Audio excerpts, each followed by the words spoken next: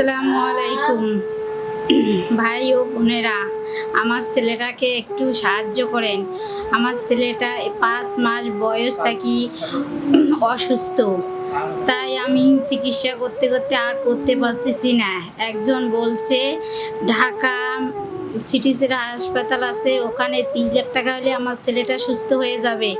তাই ভাই ও বোনেরাকে বলতেছি, আমার ছেলেটাকে কিছু সাহায্য করেন। প্রিয় বন্ধুরা, আসসালামু আলাইকুম ওয়া রাহমাতুল্লাহি ওয়া বারাকাতুহু। চলে আসলাম আমরা এমন একটি পরিবারের পাশে। আসলে তার এই যে এখানে আসে বসে আছে, এই ছেলেটি দেখেন কি অবস্থা। এই যে একটি প্রতিবন্ধী ছেলে, আসলে তার এই অবস্থা কিভাবে হলো আর কবে থেকে তার এই অবস্থা হয়েছে, আমরা সেই বিষয়টা তার আব্বু আছে আম্মু আছে তাদের থেকে একটু শুনবো। দয়া করে এই ভিডিওটা আপনারা কন্টিনিউ করতে থাকেন। এই ভিডিওটা একটু দেখবেন ভাই। এরকম একটি অসহায়, এরকম একটি প্রতিবন্ধী ছেলের ভিডিও যদি আপনারা না দেখেন ভাই, তাহলে কার ভিডিও দেখবেন? এই মাহে রমজান মাসের ভিতরে যদি এরকম একটা অসহায় মানুষের ভিডিওগুলো আপনার সামনে চলে যায়, অবশ্যই দেখবেন। তাহলে শুনতে থাকেন তাদের কথা, তারা কি বলে।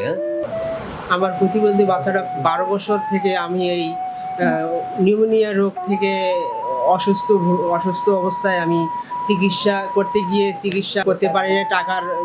টাকার বিনিময়ে টাকা আমি পাই না। আমি অনেক চিকিৎসা করছি, চিকিৎসায় কিন্তু মানে টাকার জন্য আমি চিকিৎসা নিয়ে ভালোভাবে করতে পারি না। প্রিয় দেশবাসী, কিছু আমাকে সহযোগিতা বা সাহায্য করবেন। আসসালামু আলাইকুম ভাই ও বোনেরা, আমার ছেলেটাকে একটু সাহায্য করেন।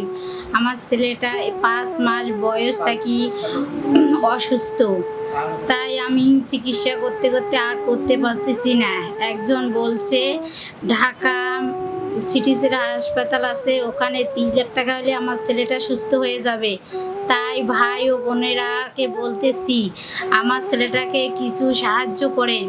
সাহায্য করার জন্য কিছু টাকা লাগবে, এই টাকাটা সাহায্য করেন, তাহলে আমি ছেলেটাকে সুস্থ করতে পারবো।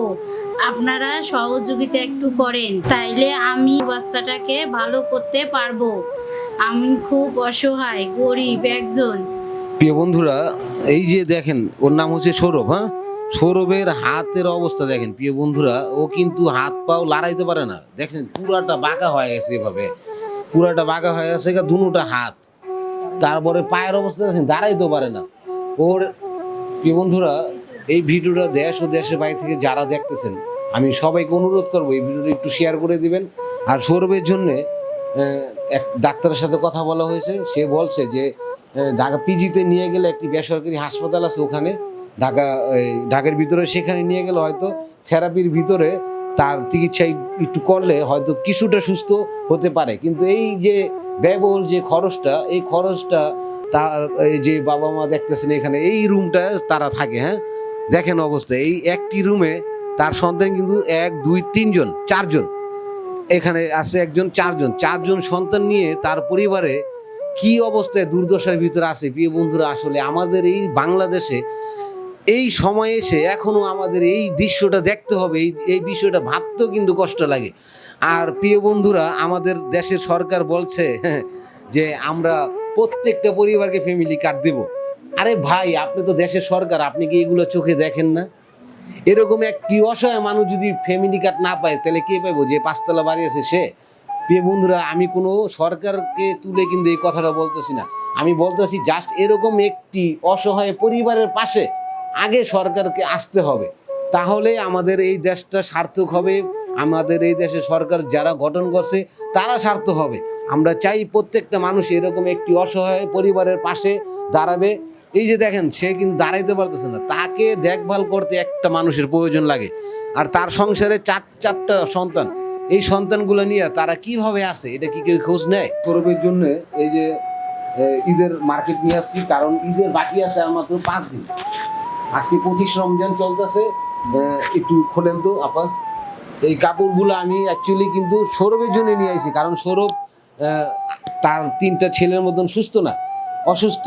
তার জন্য এই কাপড়গুলো আমি নিজে চয়েস করে কিনে নিয়ে আসছি। আর প্রিয় বন্ধুরা, সৌরভ যদিও কথা বলতে পারে না, সে কিন্তু শুধু কানে শোনে, তারপর কথাও বলতে পারে না, এরকম কিছু না, শুধু কানতে পারে, হাসতে পারে, জাস্ট এতটুকুই। তাহলে প্রিয় বন্ধুরা, এই ভিডিওটা একটু যদি শেয়ার করে দেন, আপনার কোনো ক্ষতি হবে না। আমরা আপনার থেকে 10 টাকা 20 টাকা চাই না। যদি আপনি টাকা না দিয়ে পারেন এই ভিডিও একটু শেয়ার করে সর্বোচ্চ মানুষের কাছে পৌঁছে দিবেন। তো প্রিয় বন্ধুরা, আশা রাখবো এই ভিডিওটা আপনারা আমি যেরকমভাবে বলতেছি আপনি একটু করবেন, হ্যাঁ, একটু শেয়ার করে দিবেন। তাহলে সবাই ভালো থাকেন, সুস্থ থাকেন। আজকের মতো বিদায় নিচ্ছি। আসসালামু আলাইকুম।